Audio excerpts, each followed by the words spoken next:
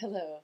I posted a video earlier this month about the the um, the time approaching December 21st, 2012, and the many predictions that have been made.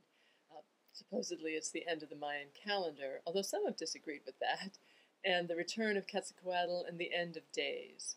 And I mentioned in the earlier video that it is that even those the descendants of the Mayans say that was the Mayan culture still to be around, they would not be saying it's the end of their life. They would be saying it's a transition into a new time.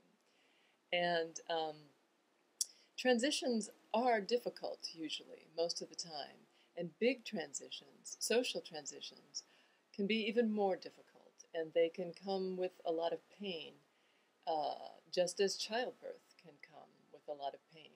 But the birth of something new is always wondrous, and that's important to remember in this time when there are aggressive and violent aspects that can indicate aggression and violence coming almost out of the blue, just unheard of, unexpected, unexplainable. And here in the United States, we have recently dealt with that. We have, with the shootings in Connecticut at the school, we've dealt with something that has been deeply upsetting and an unexplainable violence that causes great grief to many. It is important to remember as we go through this period of time. I like referring to the Tai Chi symbol, the Yi Ching. The Tai Chi or Yin Yang, where you can see that even in the dark there is still the seed of light, and even at the light there's the seed of dark. So that's a reminder that even when things are at their darkest, there is a seed of light. And when things seem perfect, there's the seed of darkness, and that change is inevitable. Change isn't what we want. None of us actually we want what we don't want. We don't want change when things are good, and we don't believe in change for the most part when things are bad. But the seed of light in darkness is important to connect to as we go through this transition, through this birth. And as we may face more, whether socially or personally, difficult transitions and difficult experience that feel like a violence, whether they are or not. It's important to remember that within the circumstances that bring up the most painful, difficult, unsettled emotions and our deep fear that we're not going to be all right, that there is a seed of light. And as I also said, talking about the aspects, at the same time as there are these really potentially very aggressive and very violent aspects, there's also some of the most potent spiritual aspects possible that enable us to come together and to work through, to really join together, and that this is the time. This is the time in the midst of all that can bring up our fear and our hatred and our despair. This is the time for spiritual practice of whatever sort is most meaningful for you.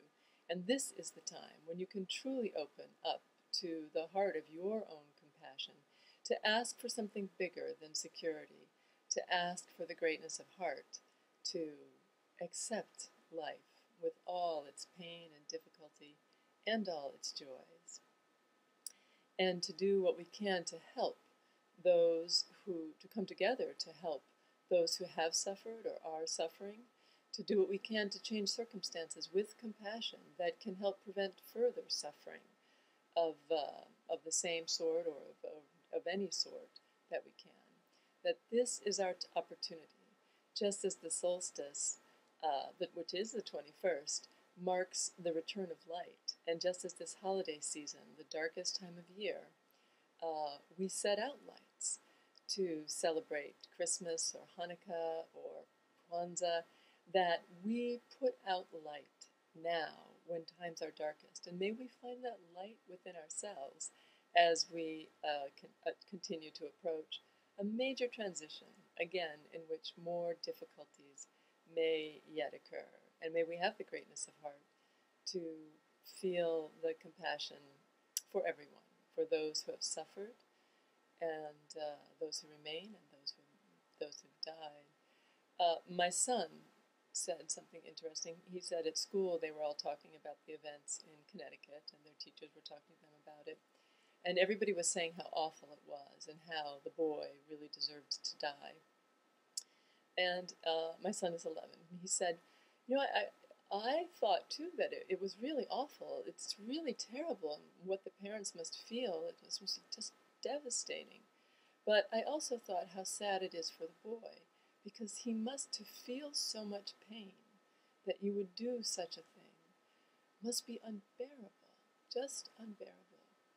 So we all have the opportunity to have the greatness of heart, to feel sorrow for all who suffer. And as we approach the beginning of a new phase and the potentially difficult birth as we approach it, may we truly take this opportunity during these unsettled and difficult and kind of scary times to practice whatever spiritual practice brings us closer to the heart of compassion and find the light within. Good luck, and I will talk to you very soon. Bye. Happy holidays.